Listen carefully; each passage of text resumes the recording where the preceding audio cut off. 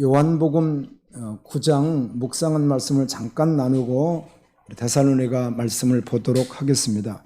9장 말씀에 보면 예수님이 길을 가고 계시는데 날 때부터 소경되었던 사람을 만나게 됩니다. 예수님과 이렇게 마주치게 되었는데요. 주변 사람들이 이렇게 질문하죠. 예수님, 저 사람 날 때부터 장애인인데 저 사람 죄를 많이 지어서 그렇습니까? 아니면 그들의 부모가 죄가 많아서 그렇습니까? 여기에 대답은 우리는 그냥 피상적으로 당연히 부모가 죄를 많이 지었겠지. 모태부터 장님이었으니까 라고 생각할 수 있고, 그들 조상의 죄를 많이 지었나 보자라고 혹시 생각할지 모르겠지만, 주님은 그렇게 말씀하지 않고 하나님의 일을 나타낼 것이다, 이렇게 말씀하시더라고요. 믿으면 영광을 보리라. 하나님의 일을 나타낼 것이다 라고 하시면서, 진흙을 침으로 이겨서 눈에 바르고는 실로암 못에 가서 씻으라고 하는데, 제가 이스라엘에 갔을 때 실로암 못이 어디 있는가 하면, 예루살렘 성이 이렇게 있으면 성 밖에 물줄기가 있습니다. 성 밖에 물줄기가 있는데, 전쟁이 일어나면 물을 차단하니까 어려운 거예요. 그래서 히스기야 왕 때 사람들이 왕의 명령에 의해서 지하 깊숙이 완전히 안반입니다. 들어가 봤는데요. 무릎까지 물이 막 차고 그래요. 더 넘게도 차고 진행해 봤는데 약간 520m 정도, 굉장히 긴 거리죠. 이것을요, 땅 밑 안반을 파고 들어간 것입니다. 들어가서 예루살렘 안쪽에 그 물이 나오도록 해놓은 곳이에요. 이걸 갖다가 실로암이라고 합니다. 그 제목을 그렇게 붙였다는 거죠. 이름을 무슨 샘 하듯이 그렇게 붙였는데, 창세기 49장 보게 되면 실로라고 하는 말이 있어요, 없어요? 있습니다. 실로가 오시기까지라고 하는 말이 있는데, 이 실로는 보냄을 받은 자라는 뜻입니다. 실로가 오시기까지. 그럼 실로는 누구예요? 예수님입니다. 예수님. 너희 눈은 실로암이라고 하는 제목이 붙여진 그 샘은 상징적인 것이죠. 그 물로만 가야만 씻어질까요? 그렇지 않죠. 요단강도 있고 많은 물줄기들이 있는데, 실로라고 하는 그 말 때문에, 구약에 있던 실로라고 하는 말은 애표라면 이건 실상이 실제니까, 그래서 그곳에 가서 씻으라.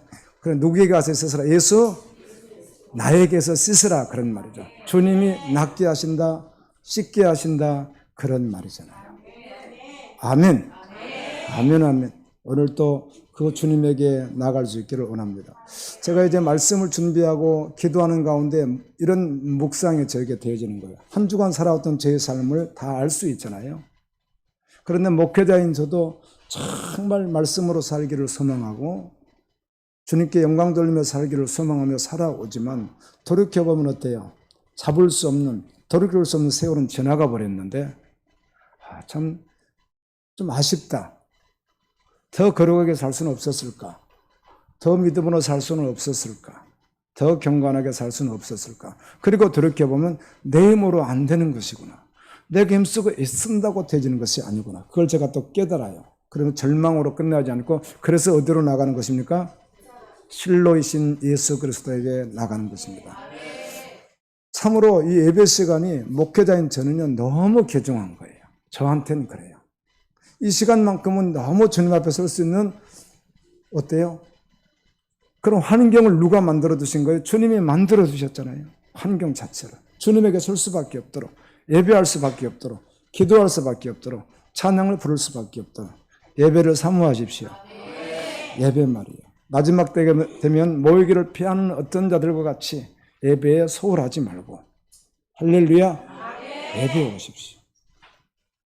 저도 목사지만 예배 마치고 나면 이 예배 시간만큼 경건하기가 만만치가 않아요. 여러분 어떠십니까? 그래서 계속 예배해야 됩니다. 실로하면서 계속 씻어야 됩니다. 계속 씻겨 나가야 합니다. 그래야 주님 닮아서 믿음으로 달려갈 수 있습니다. 데살로니가 전서 마쳤고요. 오늘 데살로니가 후서 3장 마치면 그 다음에 디모데서까지 하고, 그리고 우리 성도님들에게 물었어요. 하나님 말씀 다 귀중하지만 어떤 말씀을 받고 싶습니까? 어떤 분은 요한계시록도 받고 싶습니다. 어떤 분들은 로마서, 에베소서를 겸해서 받고 싶습니다. 어떤 분은 스가랴서를 받고 싶습니다. 이렇게들 했어요. 그래서 어떻든 마치고 나면은 디모데 전후서 마치고 나면 주님이 또 허락하시는 대로 계속해서 말씀을 강의하도록 하겠습니다. 데살로니가 전서 5장까지 다 들었는데 후서 1, 2장까지 들었는데 글쎄 기억이 잘 나는 것 같지 않아도 다 여러분 안에 있습니다. 아멘. 그리고 그 후에 여러분이 성경 한 번만 읽어도 들었던 말씀들이 다 떠오르게 되어 있고요. 그래서 이런 말씀을 주셨구나. 그렇게 은혜가 될 수 있습니다. 오늘도 생명의 말씀 데살로니가 후서를 통하여 주님이 말씀하실 때 우리 듣기를 소망합니다. 후서를 다 펴셨나요? 3장?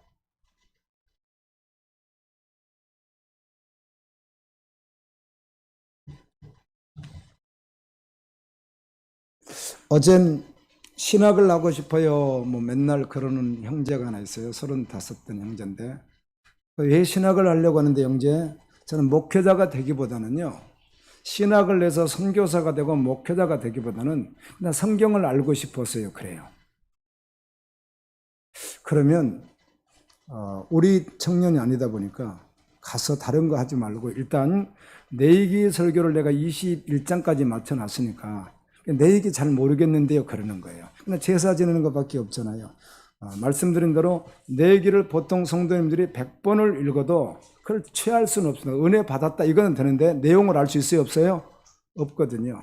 성도들이 그렇거든요. 그래서 그러면 그걸 영상으로 돼 있으니까 27장까지 맞출 거니까 일단 내 얘기를 전부를 한번 먹어보라고. 전부를. 공부하듯이 해서 전부를 한번 먹어보라. 그러면 성경이 이런 거는 조금씩 알게 될 것이다. 성경을 알기 위해서는 어디 가지 마라? 신학교로 가면 안 된다. 성경을 알기 위해서는 신학교 가는 것이 아닙니다. 신학교는 성경을 공부하는 학교가 아니기 때문에 그렇습니다. 성도들이 다 모르는 사실이에요. 이게. 절대로 성경을 알려면 어디 가지 마라? 신학교 가지 마라. 성경을 알려면 뭘 해야 된다? 성경을 배워야 된다. 읽고 배워야 된다. 이제 그런 이야기를 해줬어요. 하나님의 말씀. 자, 1절을 같이 읽을까요? 2절까지 같이 읽겠습니다. 1절, 2절, 시작.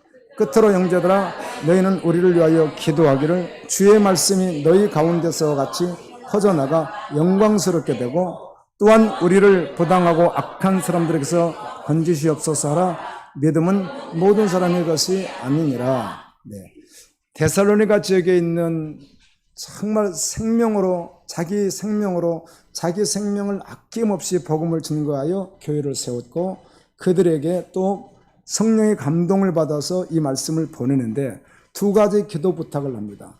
바울과 실라, 디모데 이 제자들이 이런 기도를 우리를 위해서 좀 해달라. 이렇게 두 가지 기도 부탁을 하잖아요. 그 기도 부탁은 첫 번째는 우리가 말씀을 전하는데 너희 가운데서 전했듯이 가는 곳곳마다 복음을 전할 때 하나님의 역사가 일어나기를. 아멘. 그 말은 영혼들이 주 앞에 돌아오는 그 복음으로 말미암아 생명이 일어나는 그런 기도를 좀 부탁한다. 오직 설교자로서 이 설교를 통해서 생명들이 살아나게 하기를. 아멘. 나라고 하는 통로를 통해서 생명들이 살아나게 하는 것을 위해서 기도를 부탁한다. 이렇게 기도를 부탁하고요. 두 번째로는 부당하고 악한 사람들에게서 건져주시기를. 자, 하나님의 종들이 초대교회 당시에 복음을 전하면 두 가지 반대자들이 있었습니다. 첫 번째는 핍박하고 감옥에 가두고 죽이는 강력하게 핍박하는 악한 자들이 있었고 또 하나는 광명의 천사. 겸허하게 하나님의 말씀을 증거해 놨는데 아주 겸허하게 사람들을 미혹해서 복음에서 떨어지게 하는 악한 자들. 이들에게서 우리를 좀 건져달라고 우리가 증거하는 복음을 계속 전할 수 있도록 하나님 나라가 계속 증거될 수 있도록 이 일을 위해서 기도를 부탁한다. 오해는 하지 마십시오. 간혹 한번 그렇게 할 수 있는데요. 천편일률적으로 하는 것이 참 문제인데요. 제가 지난주죠. 지난주죠. 영적 대가 아무튼 제가 집회하는 곳이 있지 않습니까? 가서 강사들이 여러 분 같이 서거든요. 여러 명이. 근데 그 가운데 한 분이 갈 때마다 강사로 한 타임을 서시는 분인데 뭐 수원 쪽에 있는 교회 목회자신데 그분은 늘 그런 말을 하시더라고요. 한 번 하는 것이 아니라. 제가 10여 년째 하고 있으니까 10여 년째 들었다는 것 아니겠어요? 근데 똑같이 주의 종에게 물권, 인권, 영권을 주옵소서. 물권이란 물질을 많이 주시고 인권은 사람을 많이 붙여주시고 영권을 주시고. 근데 그 말이 뭐 꼭 틀렸다 맞다를 떠나서 여러분 주의 종들, 성경에 기록된 주의 종들은 그런 기도 한 적이 있어요? 없어요? 없습니다. 무슨 물권이란 말이에요? 물권이요. 물질이 어떻다는 거예요. 돈이 많아야 되는 거예요. 목회자. 교회가 많아야 된다 그런 뜻 같은데요. 주님이 돈이 없으면 안 쓰고 돈 있으면 쓰시나요? 하나님은 하나님 수준대로 일하십니다. 아멘. 사람이 많고 적어서 쓰시는 것이 아니라 신실한 주의 종들을 통해서 일하십니다. 생명으로. 늘 그러시더라고요. 그래서 참 그게 듣는데 한두 번 듣는 걸 계속 들으니까 마음이 이렇게. 그런데 제가 복음을 알기 전엔 두날개라고 하는 제자 훈련을 강력하게 하는 가운데 똑같이 그 제목이 있습니다. 그래서 1시간 기도 시키는 훈련 시간이 있는데 매주 나와서 1시간을 기도하게 해요. 1시간, 뭐 2시간 하면 되는데 1시간 하니까 1시간 속에 목회자를 하는 기도가 제일 많이 들어갑니다. 선교 기도 5분. 그 다음에 다른 거 아니라 목회자 기도를 제일 많이 하는데 그 기도 제목 가운데 강력한 것이 물권, 인권, 영권을 위해서 기도하라. 그렇게 해서 가르쳤어요, 제가. 그런데 지금은 그렇게 하지 않습니다. 저를 위해서 기도해 주십시오. 여러분을 위해서 기도하십시오. 제체를 위해서 기도하십시오. 우리를 통해서 열방의 복음이 증거되도록. 그리고 그 악한 자들에게서 건져 드시기를. 그래서 신실하게 그날까지 하나님의 종으로 달려갈 수 있도록. 그 기도를 저도 여러분을 위해서 하고 여러분도 저를 위해서 해 주셨으면 좋겠습니다. 3절입니다. 시작. 주는 미쁘사 너희를 굳건하게 하시고 악한 자에게서 지키시리라. 데살로니가 교회 성도들을 향해서 주의 종들이 주님의 말씀을 증거하는 가운데 주는 미쁘사 신실하다 그 말입니다. 주는 신실하사 너희를 그 믿음을 아주 굳게 하시고 악한 자에게서 지켜주시리라. 아멘. 선포된 말씀을 믿으면 믿는 자에게 그 말씀이 그대로 응합니다. 주님께서 신실하셔서 내 믿음을 굳건하게 하실 것이며 나를 악한 자에게서 지켜주시라 내가 믿는 것입니다. 믿으면 믿음대로 될 줄로 믿습니다. 이런 기도를 하죠. 하나님의 종들이 악한 자. 여기서 악한 자는 2장에서 말하는 그 악한 자. 우리 2장 전도 보았잖아요. 2장에서 악한 자가 누구였습니까? 거진 목자들 말이에요. 기적도 행하고 이적도 행하는 것 같은데 그런데 계속해서 성도들을 잘못된 길로 빠져들게 해서 진리로 가지 못하게 하는 그런 일들이 누구예요? 악한 자였습니다.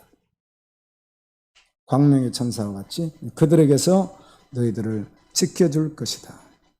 4절입니다. 너희에 대하여는 우리가 명한 것을 너희가 행하고 또 행할 줄을 우리가 주안했어. 하나님의 종 사도 바울이 데살로니가 교회에 대하여 우리가 명한 것이 무엇입니까? 하나님의 말씀입니다. 아멘. 명한 것이 무엇입니까? 십자가의 복음입니다. 명한 것이 무엇입니까? 예수 그리스도입니다. 아멘. 주님의 죽으심과 주님의 부활하심과 주님의 다시 오심과 아멘. 이 땅에서의 믿음으로 살아가는 성도들이 믿는 바대로 살아가는 바로 그 말씀인데 그것을 너희에게 행하고 또 행할 줄을 우리가 주 안에서 확신하노니 너희들은 그렇게 행할 것이다. 이렇게 선포하는 겁니다. 아멘. 너희들은 그 말씀대로 살 것이다. 이 말씀을 믿음으로 취할 수 있기를 예수님 이름으로 축원합니다. 여러분 복음이 실제 되었습니까? 말씀드리잖아요. 성령님이 역사하셔야 되는 거예요. 성령께서. 똑같이 은혜의 자리에 있지만 하나님의 음성을 듣는 자가 있고 듣지 못하는 자들이 있습니다. 아멘. 똑같은 장소에 있어도 어떤 자는 똑같은 장소에 있어서 은혜를 받는 자가 있는 반면 오히려 거부하는 자들도 있습니다. 한국 은혜 받는 곳이 많지만 한국교회 목회자들이 많은 목회자들이 같이 제가 있었던 장소에서 같이 있었는데 돌아온 사람은 주님 앞에 돌아온 사람은 아주 극소수입니다. 대전에서도 많은 분들이 하셨는데 우리가 가서 단체를 가서 보면 어때요? 없지 않습니까? 거의. 그래, 그만큼 은혜 받기가 어려운 거고. 여러분 은혜를 받으십시오. 성령님이 역사하십니다. 마음을 활짝 여시고 받으시면 됩니다. 주님이 일하시기 때문에. 말씀이 결론되면 좋겠고요. 여러분 말씀을 믿습니까?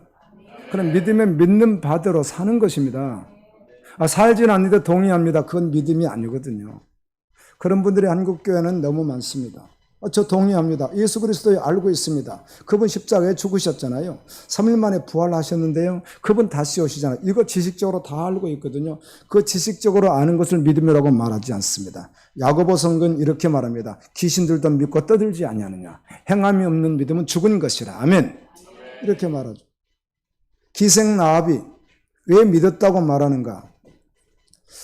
여리고성이 무너지기 전에 요단강을 건넙니다. 모세가 표적안에서 세상을 떠나가는 후에 여호수아 인솔하에 하나님께서 3일 동안 너희들이 정결하라. 그렇죠? 그럼 무엇도 하라?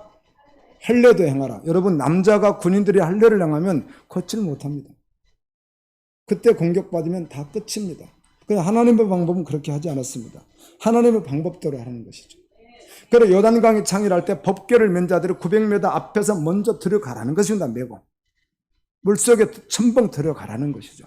들어갔더니 물이 끊기고 멈춰섭니다. 그리고 건넙니다. 그리고 12돌을 기념하듯 실로에다가 하나님께서 역사하셨습니다. 그리고는 2명의 정탐꾼을 여리고성에 보냈죠. 보냈는데 그 정탐꾼 오늘날로 말하면 간첩이잖아요. 여러분 1950년 이전에 우리나라 그 상황이 남과 북이 그렇게 대치 상황에서 어려운 상황에서 간첩은 위험한 존재입니다. 잡히면 사형입니다. 그런데 기생나합이 어떻게 해요? 상천 하늘과 땅의 하나님은 누구밖에 없습니다. 여호와 하나님밖에 없습니다. 하나님이 일하신 것을 다 듣고 믿었습니다. 저는 복음을 듣고 말씀을 듣고 믿고 있습니다. 생명을 걸고 3대 위에다 숨기고 사람들에서 어디 갔는가? 저쪽으로 갔습니다. 이렇게 하죠. 다 가고 난 후에 2사람을 나오게 한 후에 증표를 내라. 나와 우리 가정을 구원할 증표를 주시오. 그랬더니 어떻게 하죠? 창문에다가 빨간 줄을 매달아 놓으라 이렇게 하죠. 여리고성에 들어갈 때 하나님께서 모든 동물까지도 다 어때요? 진멸하고 불질러서 없애라고 하잖아요. 그런데 빨간 줄이 있는 그 집은 어떻게 해요? 명령합니다. 그 집은 절대로 건드리지 마라. 아멘. 하나님이 함께 하신다. 그는 구원받은 집이다. 그렇게 생명을 걸고 정탐꾼을 숨기며 하나님을 믿었던 그 믿음이 믿음의 뭐예요? 실제였다. 그런 말이죠. 아브라함은 믿음으로 부름받았는데 마지막에 100세에 낳은 그땐 그 전에 낳았던 이스마엘이라고 하는 아들은 하나님이 어떻게 했어요? 아들이 아니니까 어떻게 하라? 내어 쫓으라고 하지 않습니까? 이스마엘의 후손들이 후에 이스라엘 백성을 얼마나 하는 나라를 괴롭히는지 모릅니다. 여러분 아시는 대로. 지금도 해교가 이스라엘 후손이라고 하죠. 아말렉도 아시죠? 아말렉이 이스라엘에 나오자마자 출애굽기 17장에 제일 먼저 전쟁 일으킨 나라잖아요. 아말렉이. 그리고 그 아말렉이 사사기 성경도 보면 계속 전쟁 일으켜서 이스라엘을 너무너무 괴롭히는데 아말렉이 누구의 후손이에요? 에서의 후손입니다. 에서의 후손. 이게 다 실상으로 드러나는 것인데요. 하나님께서 이렇게 역사하십니다. 아멘. 하나님께서 명하신 말씀대로 믿는 바대로 살아가는 여러분 되었으면 좋겠습니다. 믿음은 믿는 바대로 사는 것이기 때문에 그렇습니다. 제가 이 용어를 얼마나 많이 쓰겠어요? 믿음은 믿는 바대로 삽니다를 용어를. 그럼 내일 또 이제 모레도 의성에 가게 되는데 의성에 가면 100명에서 한 150명 정도의 목사님들이 모이는 곳이잖아요. 제가 5년째 목회를 합니다. 목회를 5년째. 여러분 목회를 하기가 쉬운 줄 아세요? 성도하고 다릅니다. 목회자는 변화되기가요. 죄송합니다. 하나님이 하셔야 되는 것이지만 목회자를 말씀으로 변화시키기는요. 정말 어렵습니다. 삐레침, 굳어버림, 자기가 알고 있는 어떤 굳어버린 것이 꽉 차 있기 때문에 이거를 깨트리기가 어렵습니다. 하나님이 박싹 깨트려줘야지. 다메섹 도상에서 바울을 깨트려버리고 하나님이 깨트리지 않으면요 정말 어려운 그 가운데 변화된 분들이 계십니다. 그래서 지금 그 목회들 가운데 이 주일 설교와 영상 올라오면 그걸 계속 한 번도 빠뜨리지 않고 보시는 분들도 계시고 그래요. 복음입니다. 이렇게 하시면서. 근데 이분들에게 가서 이렇게 하죠. 여러분, 목사님들 믿으면 믿는 바대로 사는 것입니다. 이런 말을 제가 할 거 아니겠어요? 그걸 어떻게 삽니까? 누가 살아요, 그것은? 이렇게 반문해요. 어떻게 사느냐는 것이. 아닙니다, 여러분. 믿음은 믿는 바대로 사는 것입니다. 저로 할 수 없다고요? 그래서 실로로 가는 거예요. 그래서 주님 앞에 가는 거예요. 그래서 예배로 오는 거예요. 그래서 기도의 자리에 있는 거예요. 그럼 주님이 하시는 것이지 작심삼일이라는 말이 있잖아요. 그래서 변화를 말할 때, 기독교인의 변화를 말할 때 예수를 믿지 않던 사람인데 변화를 말할 때 술을 끊었습니다. 담배를 끊었습니다. 마약을 끊었습니다. 노름을 끊었습니다. 이것은 현상이기 때문에 이 사람이 예수님을 믿는 사람일 수도 있고 안 믿는 사람일 수도 있습니다. 왜 그런가 하면 그렇게 했기 때문에 무조건 믿는 사람으로 할 수는 없거든요. 세상 사람들도 할 수 있어요, 없어요? 하나님은 그걸 말하는 게 아닙니다.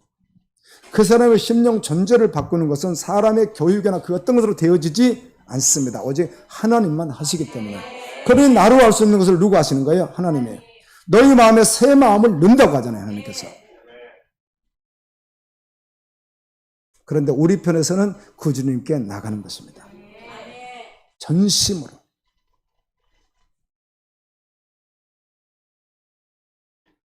우리가 명한 것을 너희가 행하고 라고 했습니다. 또 행할 줄을 우리가 초안해서 확신하노니 너희들 그대로 할 것이다. 말씀 우리가 전서에서 보았듯이 당신은 오늘 문화가 달라서 당신은 예수님을 믿으면 일단 무엇이 따라요? 핍박과 고난이 따라요. 예수 믿는 걸 반대하니까 재산을 어때요? 압수당하고 그리고 또 감옥에 가두기도 하고 이런 시절이에요. 그래서 그땐 신실로 믿는 사람들은 말씀을 살 수밖에 없어요. 다른 소망이 없으니까. 그래, 믿음으로 달려갈 수 있기를 소망합니다. 5절 말씀을 읽습니다.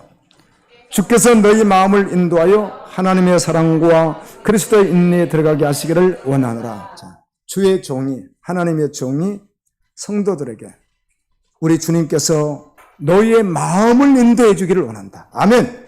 마음 말이에요, 마음. 여러분, 마음이 그 사람이거든요. 몸은 와 있어도 마음이 다른 곳에 있으면 그 사람은 와 있는 것이 아닙니다. 마음과 몸이 함께 와 있어야 되거든요. 아멘. 예수님께서 너희 마음을 인도해서, 누가 인도해서? 예수님이 인도하여 하나님의 사랑과 하나님의 사랑. 요한복음 3장 16절이죠. 하나님이 세상을 이처럼 사랑하사 독생자를 주셨으니 이는 저를 믿는 자마다 멸망하지 않고 영생을 얻게 하려 하심이라. 하나님의 사랑, 복음입니다. 십자가의 사랑. 그 사랑 가운데 너희가 거하기를, 그 복음을 믿음으로 받기를. 아멘. 실제 복음이 실제가 되기를, 그런 이야기죠. 그리고 난 후에 그리스도의 인내에 들어가게 하시기를 원하라. 그리스도의 인내. 예수님이 이 땅에 오셔서 십자가 되시고 우리를 구원에 이르기까지 끝까지 어떻게 하셨어요? 인내하셨고 또 우리를 참아주시는 것도 인내하시지만 주님은 끝까지 인내하시잖아요. 뒤 한번 돌아보지도 않고. 제일 먼저 미혹한 것이 무엇이었죠? 예수님이 40일 금식하고 나서 제일 먼저 광야에서 먹는 것, 아멘, 입는 것, 마시는 것, 명예, 권력, 돈 이런 것으로 미혹하지 않습니까? 히브리서 13장 1절부터 13절까지 지난 금요일 날 다 마쳤는데요. 13장 보는 가운데 이런 말씀이 있어요. 돈을 뭐 하지 말라고요? 사랑하지 말라는 말씀이 있는데 신약에는 어떻든 여러분 구약과 신약 가운데요. 구약은 예표입니다. 예표. 그리스도에 대한 예표라면 신약은 뭐예요? 그게 다 해결된 실제 말씀들입니다. 그러니까 다 말씀이지만 구약에서도 역시 복음이지만 결국 결론이 뭐예요? 신약입니다. 신약. 근데 신약에는 단 한 번도 부자 되기를 애쓰지 말라. 부자도 잘 알 수 없죠. 근데 어떻게 자연스럽게 부자 될 수도 있을 것 같아요. 그런데 그렇지 않으면 불의를 행하지 않으면 또 부자가 되기 어려울 수도 있고요. 간증을 제가 전에 들었는데요. 간증입니다, 간증. 그런데 저는 그 사람을 잘 모릅니다. 살아본 적도 없고. 신현균 씨라고 아세요? 아시는 분? 젊은이들은 모르요. 우리 집사님들은, 권사님은 아시잖아요. 신현균 씨. 영화배우. 우리는 우리 시대는 알잖아요. 지금 나이가 그분이 95세시니까, 6세인가 뭐 그러시니까. 아시죠? 근데 그분 재산이 현재 3천억 정도 된다고 하더라고요. 근데 그분이 장로님이에요. 모태신앙이고.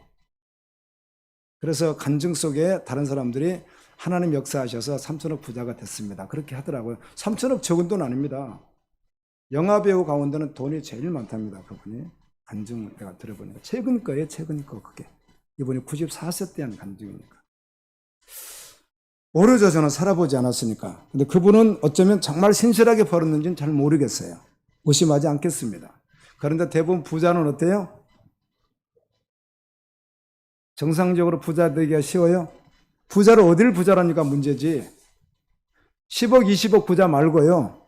그건 부자라고 하지 맙시다. 그거는 우리는 없지만 100억 이상, 200억, 300억, 1000억 막 이런 사람들 말이에요. 100억도 뭐 그렇게 부자인가요? 한 500억, 1000억, 2000억, 막 1경 막 이런 사람들. 예, 건강하게 부자 되기는 어려울 것 같아요. 그래서 성경은 부자 되기를 애쓰지 말라. 아멘. 돈을 사랑하지 말라. 믿음으로 살라. 이렇게 말합니다. 이 나이를 먹고 보니까요. 저도 잘못 믿을 때가 있었어요. 잘못 믿을 때가. 전 초등학교만 졸업하고 제 나이는 모슴살이 한 분이 없더라고요. 보통 없더라고 보니까. 제가 이야기 많이 들어보는데 거의 찾아보기 어려워요. 제 나이 또래는. 저는 1년간 모슴살을 했습니다. 중학교 진학을 할 수 없었던 건 돈이 없으니까. 가난하니까. 그리고 군대를 제가 못 갔던 이유는 그땐 중학교 이상을 갔던 나이예요. 그때 당시가 80년대에 군대를 가야 되는데 80년에 군대를 가야 되는데 80년에 안 태어나셨잖아요. 우리 자매님. 네. 예, 안 태어나신 거잖아요. 네, 맞습니다. 안 태어났잖아요. 제가 80년에 군대 가는 합니다. 그런데 그땐 중학교 이상만 갔습니다. 그러니까 저는 갈 수가 없죠. 그냥 방이라고 했어요. 옛날에는. 1년간 모슴살이 하고 이제 그렇게 직장 생활하고 이제 사는 거잖아요. 그냥 그 이야기 생략하고 지나가겠습니다. 그 이야기하면 또 길어지니까 지나갈게요. 뭐 그런 일들이 있었는데요.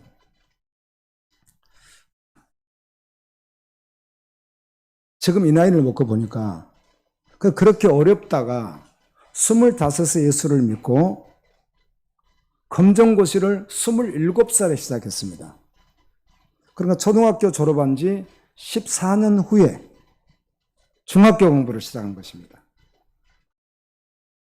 그리고 검정고시 중학교 마치고 고등학교 마치고 이제 서울에서 대학을 졸업하고 고대 대학원 졸업하고 이렇게 해서 이렇게 됐는데요. 문제는 제가 대학교 다닐 때, 대학원 다닐 때를 말하는 건데요. 주로 그때가 우리 애들이 초등학교, 중학교, 고등학교 시절입니다. 그 시절이.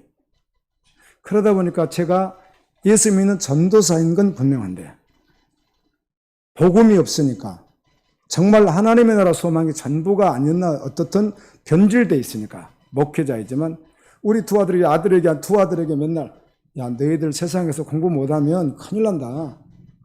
서울대 가야 되고 뭐 연고대 가야 되고 너희 공부 못하면 큰일 나. 얼마나 고생하는 줄 알아. 그리고 계속 아래에 있어야 돼. 대장이 있으면 밑에 있어야 돼. 힘들어. 너희들도 대장 해야지. 근데 이런 식의 말들로 훈련을 했어요, 제가.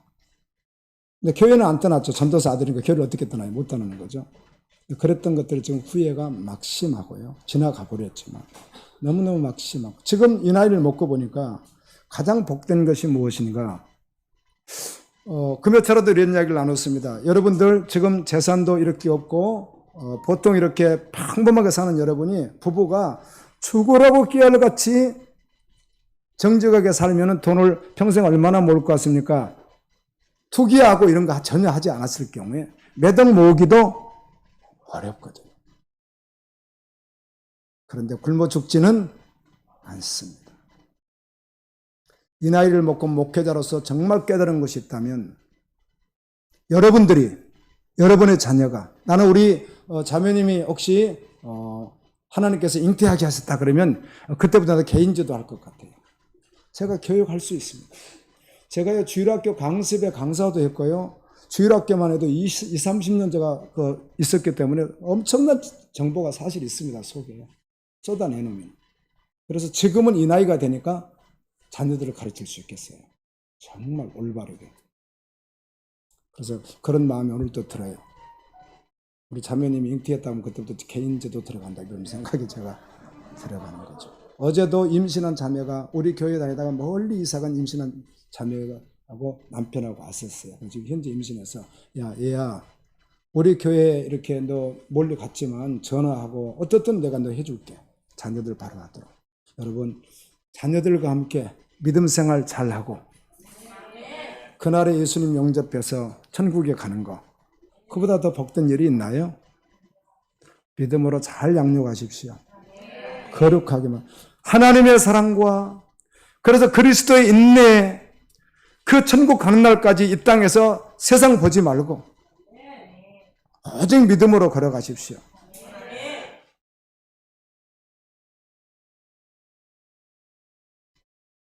누가복음 8장 15절도 좋은 땅에 말씀이 심어졌다는 말은 좋은 마음밭에 심어졌다는 말, 착한 마음으로 하나님의 말씀을 들었고 그리고 그걸 지켜서 결국은 마지막에 하나님이 그토록 기뻐하시는 열매를 맺었다는 말씀입니다.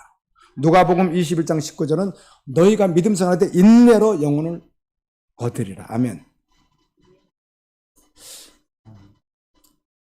좋은 설교가 어떤 설교인가? 뭐 이론이 그래요. 이론이. 매 시간마다 그 말씀 속에 천국이 나오고 매 시간마다 지옥이 나오는 메시지. 그럼 좋은 설교다. 뭐 일부러 할 필요는 없지만 그런데 제가 설교를 했다면 그렇게 안 할 수 있겠죠. 그런데 이 성경을 그대로 강의를 하니까 어차피 성경에는 뭐가 나와요? 본질적으로 천국과 지옥과 죄와 구원이라는 말씀이 계속 나와야 나와요. 그래서 한국교회나 앞으로 교회들이 이 말씀을 강해야 돼요. 서기적으로 한 문장 한 단어. 둥글둥글둥글 하니까 말씀도 어렵고 모를 뿐만 아니라 바로 서기도 어렵고 그런 거예요.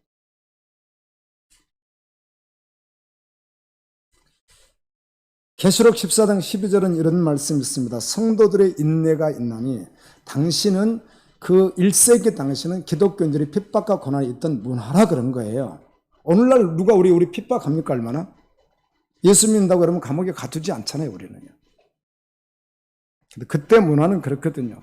그런데 그 상황 속에서도 그들은 하나님의 계명과 예수에 대한 믿음을 지키는 자니라. 야고보서 5장 11절은 그래서 욥기서가 1장부터 42장까지 있잖아요. 그 욥기서 제가 여러분 다 이야기해드렸잖아요. 뭐 고난 새 친구와 그 다음에 새 친구가 해결 안 되니까 엘리우라고 하는 하나님이 메신저를 보내서 말하고 마지막 38장 하나님 등장해서 나다 하고 이렇게 말씀이 돼 있어요. 욥기서가. 그런데 욥기의 욥이 대단한 환난을 받죠. 상상할 수 없는 이해가 되지 않는 고난을 받잖아요. 근데 이 말씀에 대해서 야고보서 5장 11절은 이렇게 말합니다. 보라, 인내하는 자 끝까지 믿음을 놓지 않고 어떤 상황 속에서도 끝까지 믿음의 자리로 나가는 그가 복되다. 너희가 욥의 인내를 들었고 알고 있지 않느냐. 그리고 욥이 그런 어마어마한 고난을 받았지만 마지막 결말이 어떻게 되었는지 알고 있지 않느냐. 히브리 성경도 어떻게 했어요? 신실한 주의 종들이 어떻게 믿음 생활을 했고 어떻게 말을 했고 마지막에 어떻게 세상을 떠날 때까지 어떻게 신실하게 가더라. 그걸 보고 본받으라고 하죠. 오늘날 목회자를 본받으라는 말이 아니라 신실한 주의 종을 본받으라는 말이죠. 바울과 같은 종들, 디모데 같은 종들, 실로 같은 종들을 본받으라. 아멘. 그들이 어떻게 살았고 어떻게 복음을 전했고 어떻게 그들이 마지막까지 주를 위해서 살다가 갔는지 그걸 결말을 봤다면 그대로 살아다오. 욥의 인내를 들었지. 그 욥이 그걸 다 어떻게 마지막에 견뎌내요? 안 견뎌내요? 다 견뎌냈습니다. 욥이 새 친구 가서 말할 때 자기가 하고 싶은 말은 막 합니다. 자기도 말씀한다고 하죠. 그런데 엘리오라고 하는 하나님의 종이 딱 복음을 전할 때는 그냥 듣고 있습니다. 정말 복음이었으니까 하나님이 먼저 보냅니다. 그를 세례요한을 먼저 보낸 것과 같이. 그리고 그 다음에 누가 등장하시죠? 하나님이 등장하셔서 너 나 아니? 잘 모릅니다. 하나님. 너 세상 만사 내가 창조자인데 너 다 알 수 있겠니? 너 과학자니? 저 잘 모르겠습니다. 그리고 마지막 침묵할 때 그래도 너 예배하라. 아멘. 그리고 너 기도하라. 이렇게 주님께서 말씀하죠. 그들하고 모든 것을 회복했단 말은 사실은 세상에서 회복을 말하는 것이 아니라 어디에서? 영원히 하나님의 나라에서. 마태복음 보게 되면 제자들이 이렇게 말합니다. 제자들이 천국은 부자가 얼마나 들어가기 어려운지 낙타가 바늘기로 들어간 것보다 어렵다고 했더니 베드로가 놀라가지고 그럼 어떻게 구원받아요? 하나님이 아시지. 그러면 예수님 우리 다 버렸습니다. 정말 그들 다 버렸거든요. 그리고 나 쫓았는데요. 너희들 이 땅에서도 백배나 받고 아멘 영생을 얻으라. 근데 베드로가 백배를 뭘 받았죠? 바울이 백배를 뭘 받았죠? 야고보가 백배를 뭘 받았나요? 이 땅에서? 여러분 말씀해요. 성경을 통해서 뭘 받았어요? 영혼을 백배나 받은 것입니다. 아멘. 하나님 그리스도께서 이 땅에 오셔서 영혼 구원으로 오셨던 바로 그 사명을 감당했다고 하는 말입니다. 지금 천국에 있죠. 누가? 저도 2000년 전에 태어났으면 얼마나 좋겠어요. 그래 여러분 못 받겠지만 내가 2000년 전에 태어나서 신실하게 죄정으로 살다가 생명으로 순교했더라면 지금 내가 어디에 있으니까? 여러분들 신탄진에서 대전에서 옥천에서 이렇게 여러분 이렇게 삶이 좀 만만치 않다고 이렇게 하고 있는 이 시간에 저는 뭐 하고 있어요? 천국에서 영화를 누리고 있지 않겠습니까? 그래서 성경은 먼저 간 자들에 대해서 결코 슬퍼하지 말라고 하는 거예요. 데살로니가전서 우리 4장에서도 아멘. 그들이 복되다. 그리스도 안에 죽은 자들이 복되다. 그리스도의 인내에 들어가십시오. 하나님의 사랑 가운데로 들어가십시오. 복음 안으로 들어가라는 것이죠. 6절 말씀을 읽습니다. 시작. 형제들아 우리 주 예수 그리스도의 이름으로 너희를 명하노니 게으르게 행하고 우리에게서 받은 성도로 행하지 아니하는 모든 형제에게서 떠나라. 전 시간에 말씀하신 것과 같이 왜 게으른 자들이 있었는가 하면 원래 게으른 자가 있을 수는 있으나 예수님이 오늘 온다 이렇게 잘못 믿었던 극단적으로 잘못 믿는 믿음 때문에 야 뭐 일을 왜 해? 공부를 왜 하는데 우리 그냥 있어도 돼. 우리 가정 이야기를 쳐서 손주가요. 할아버지 산수 공부는 왜 해야 돼요? 시키니까 이제 하기 싫다는 뜻인지는 질문인지 모르겠어요. 영어 공부는 왜 해야 되는데요? 그러는 거죠. 그래 얘 수준에 맞게 설명을 해줘야 되잖아요. 여러분 애들이 공부하는 걸 즐겨하면 좋지만 그들도 그게 노동이니까 힘들죠. 그래서 9살짜리가 8살 때도 아니 산수 공부를 왜 해야 되는데요? 그러는 거죠 저한테. 제가 그랬어요. 얘야 이게 돈이 얼마짜리인지 10,000원이잖아요. 이건 50,000원인데요. 이건 1,000원이지. 근데 이걸 너가 가지고 가게에 갔어. 근데 가게 주인이 착하고 좋으면 괜찮는데 가게에 착하지도 않고 안 좋은 거야. 또 네가 전혀 모르는 사람이야. 그런데 50,000원짜리를 주고 네가 1,000원어치를 샀거든. 근데 네가 산수를 할 줄 몰라. 그러면 그분이 거스름을 바로 해주지 않고 조금 줘도 너는 그냥 가지고 오지 않겠니? 그러면 얼마나 너가 손해보겠어. 산수가 필요할까? 필요하네요. 다음인데 영어. 한국어 하면 되지만 영어는 국제어이기 때문에 너가 혹시라도 애국사를 만나 애국을 갔는데 이렇게 하면서 한글도 마찬가지야. 한글도 외워야 되는데 뭐 이럴 때 그러면 너가 어디 가냐 버스 읽을 줄 다 모르면 혹시라도 좋은 사람은 괜찮은데 나쁜 사람을 만나서 엉뚱한 데로 막 끌고 가면 어떡할 거야? 그렇겠지? 배워야 돼. 그러네요. 배워야 되겠네요.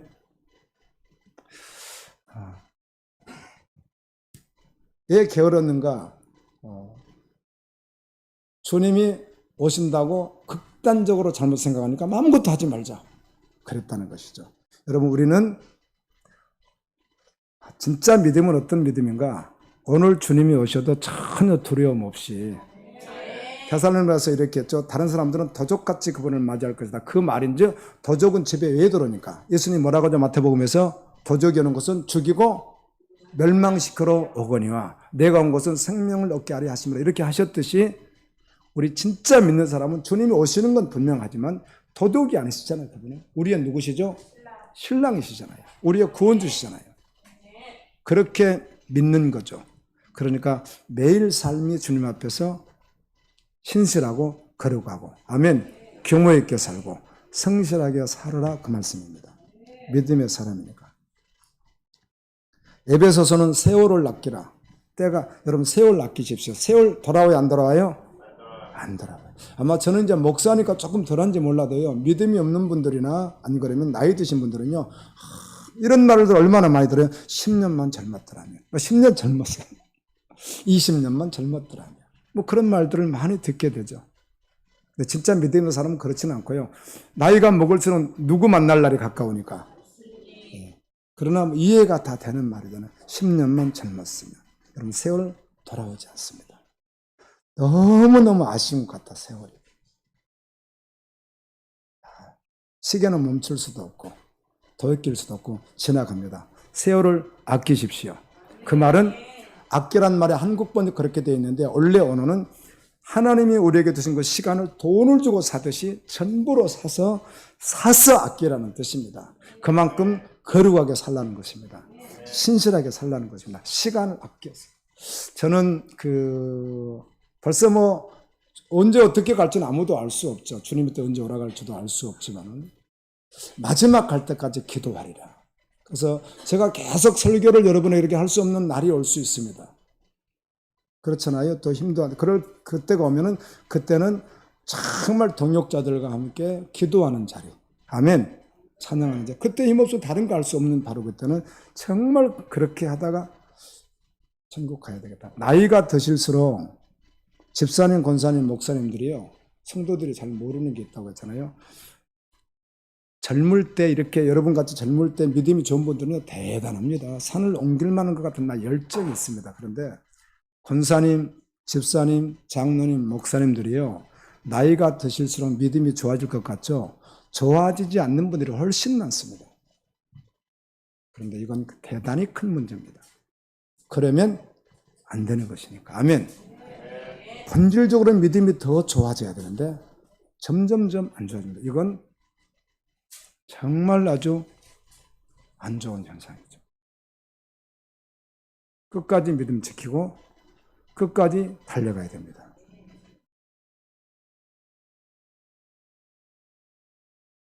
여러분, 복음이 아닌 분들에게 교제할 때도 깨어 있어야 합니다. 할렐루야. 형제에게서 떠나라 그랬잖아요. 형제 자매에게서. 이런 분들은 멀리 하라는 것이니까. 그러나 오늘 말씀 보면 그들을 원수같이 여기지 말고 형제 자매같이 여기긴 할지라도 어떻게 하라? 조심하라. 여러분이 어떤 믿음의 사람이나 믿지 않는 사람을 만나서 교제할 수 있지 않습니까? 복음을 위해서. 그런데 만날 때마다 경험해 보세요. 별로 나에게 은혜가 아니야. 가만히 영적으로 보면 아니야. 그러면 언제나 믿음으로 조심해야 되는 거예요. 아멘. 여러분, 목사님 아무나 막 만나고 다니면 되겠어요? 은혜 없는 사람들은 막, 한 번은 꿈이지만 목회자들 모임입니다. 목회자들 모임. 그런데 꿈인데 그 모임을 1년에 두세 차례씩 갔는데 꿈에 그 목회자들이 우리 교회 여기다가 독사를 다 풀어놔 버렸어요. 그래 성도들이 어때요? 안 물리라니까. 무서워서 막 도망가는 꿈을 제가 꾸었어요. 그 꿈을 꾸고 주님이 저에게 주신 메시지가 뭐였겠어요? 그런 교제는 어떻게 하라? 지향하라. 그런 뜻 아니겠어요? 아멘? 그런 꿈도 제가 꾼 적이 있어요. 항상 조심하시고 영향받지 마시고 믿음으로 갔으면 좋겠습니다. 7절 말씀 읽습니다.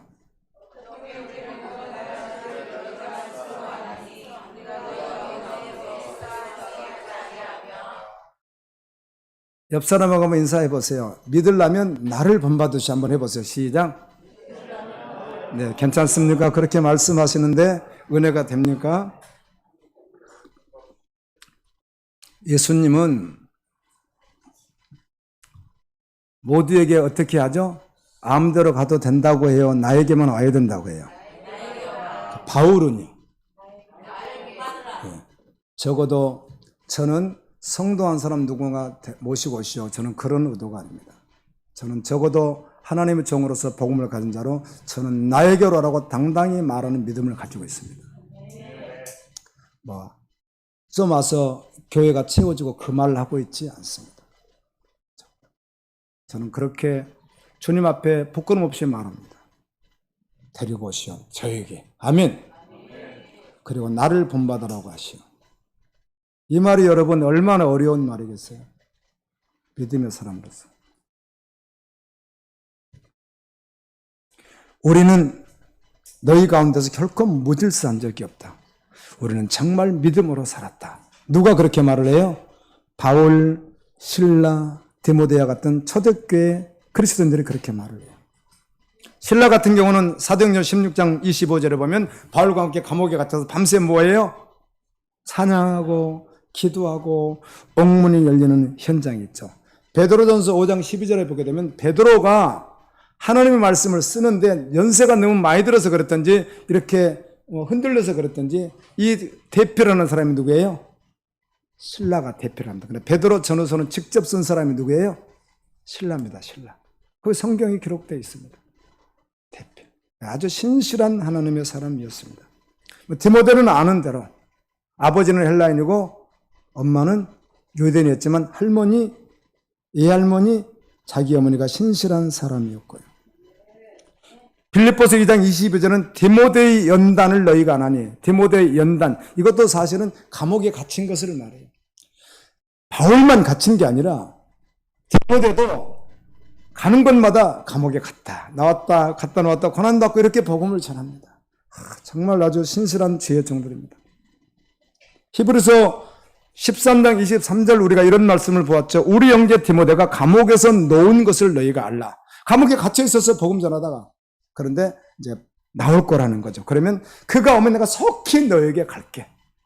너에게 가서 복음을 나누고 주님의 사랑을 나누고 하나님 나라를 말하고 우리 함께 기도하며 아멘. 그리스도 안에서 행복한 교제를 하기 위해서 지금 나왔으니까 감옥에서 지금 나왔으니까 즉시 데리고 어떻게 한다?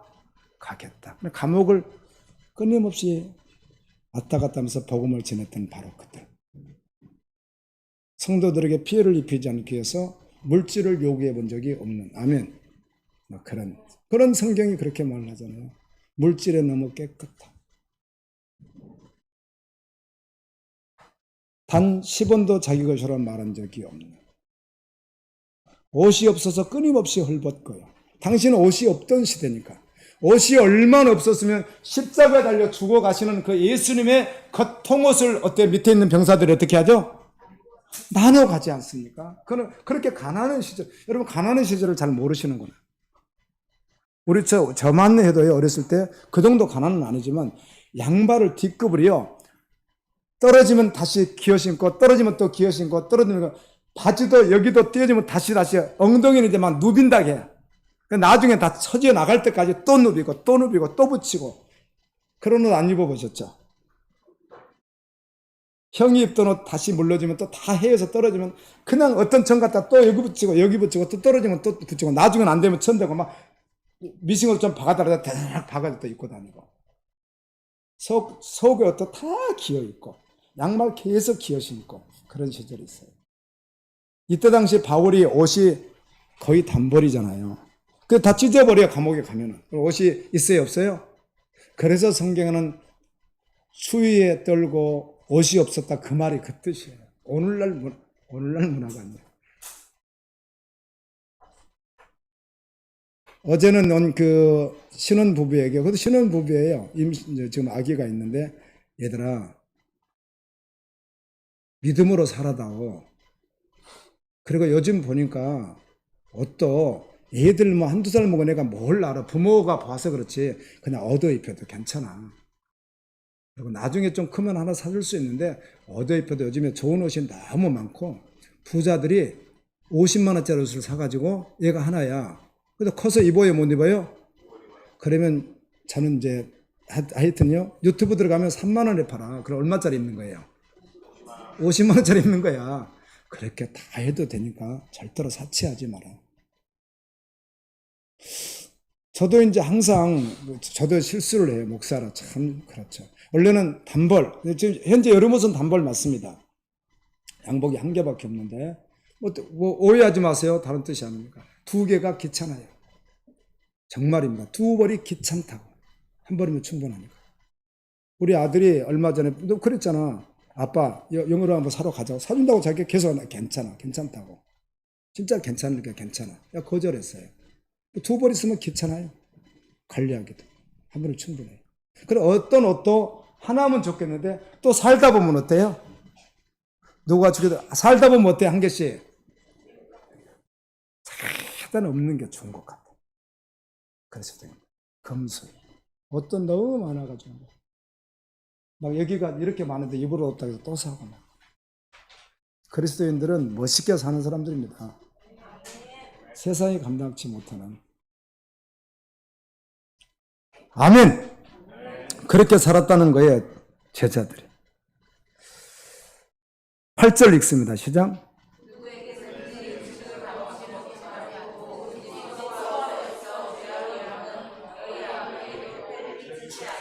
9절.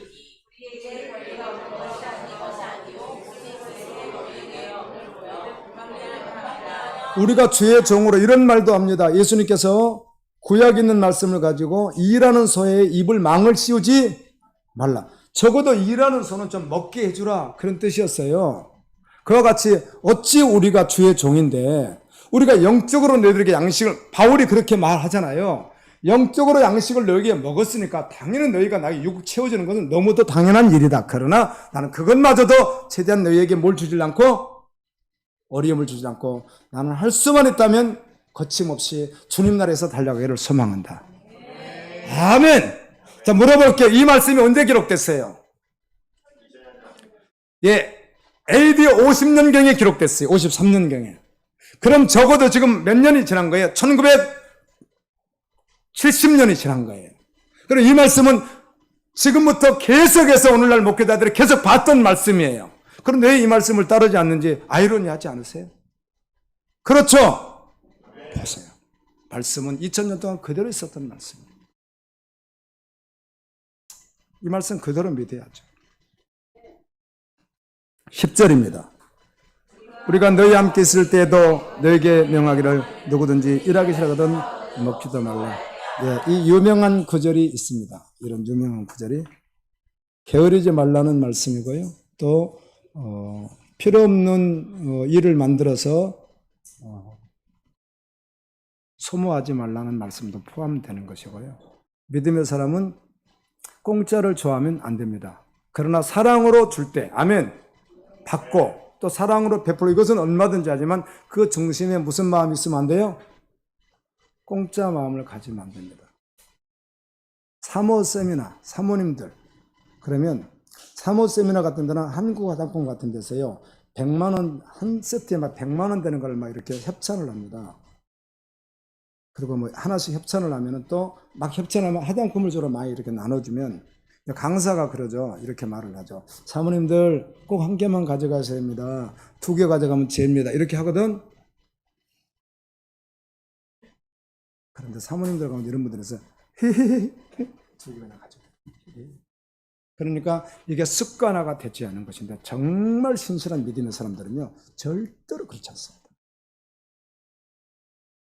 저도 이제 부족하지만 그 넥타이를 이제 목사님들 모임 가면 누가 협찬을 해가지고 넥타이를 이렇게 가져올 때가 있어요. 협찬을 누가 해서 나눠줘야 되니까 넥타이를 그렇게 주면은 이제 나이 순서대로 먼저 고르라는 거죠. 좋은 거 있고 안 좋은 거 있으니까 예를 들면 나이 순서로 이렇게 고르라고 그래요. 근데 이제 의심 가지 않는 범위 내에서 내가 뒤로 쑥 빠집니다.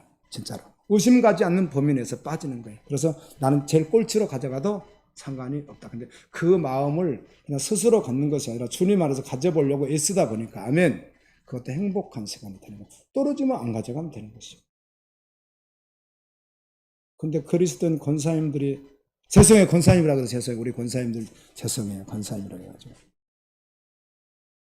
그냥 그걸 한 개를 어떻게 가져가려 마음속에 품고 있다가 그리스도는 그런 존재가 넥타이 없으면 뭐하고 있으면 뭐하고 그래요.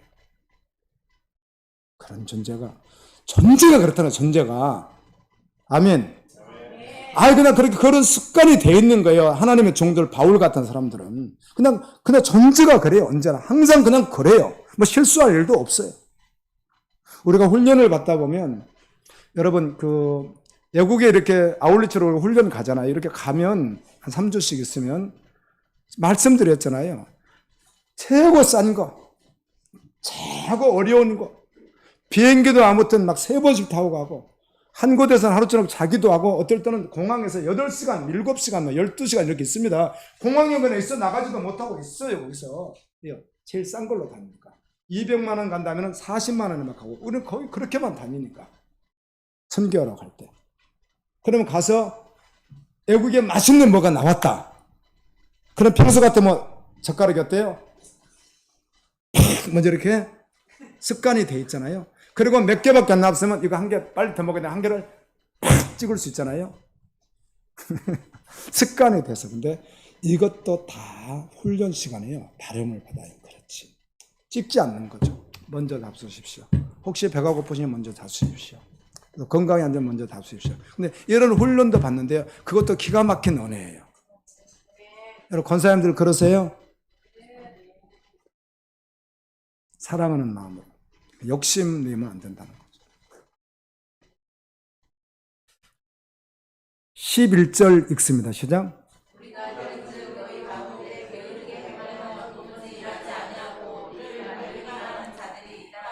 12절 13절입니다.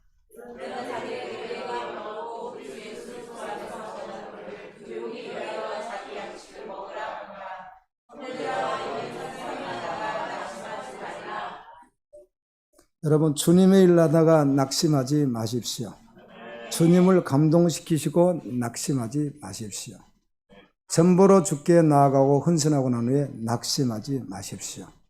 갈라디아 9장 3장 9절도 선을 향하다 낙심하지 말지니 때가 이르면 거두리라라는 말씀도 있습니다. 낙심하지 마십시오. 이 땅에서 혹시 주님이 그를 주지 않으셔도 영원히 하나님 나라에서 주실 것입니다. 우리는 그리스도인은 선을 향하다 낙심하는 자가 아닙니다. 14절입니다.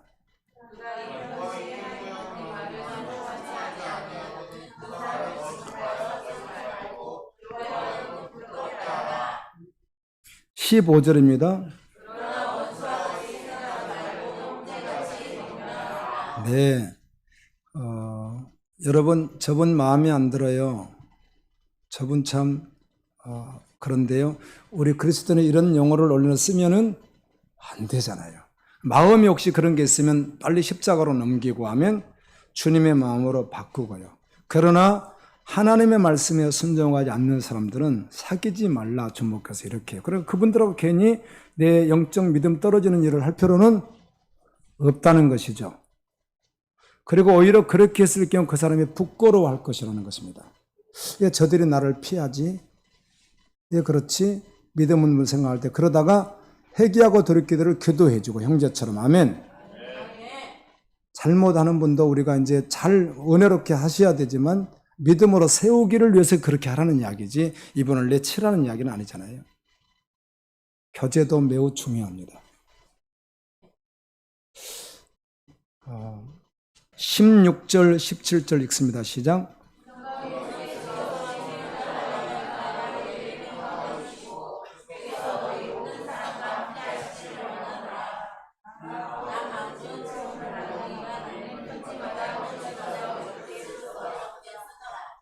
여러분 바울이 기도하는 이 내용은 누구예요? 예수님이시잖아요.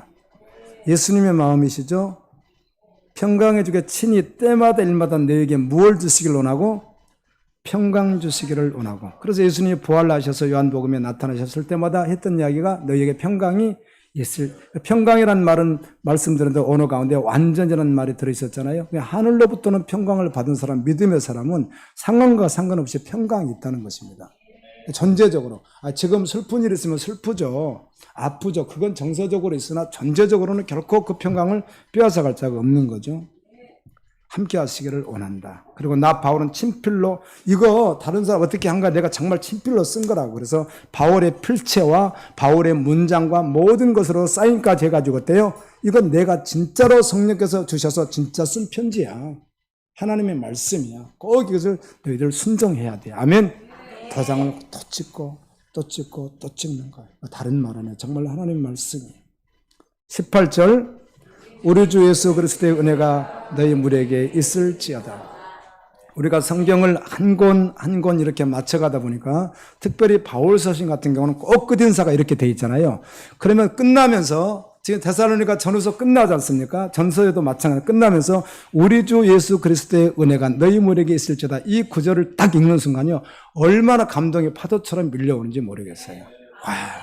우리 주 예수 그리스도의 은혜가 우리 갈보리 여러분 모든 지체들에게 있을지어다. 이게 정말 감동이더라고요.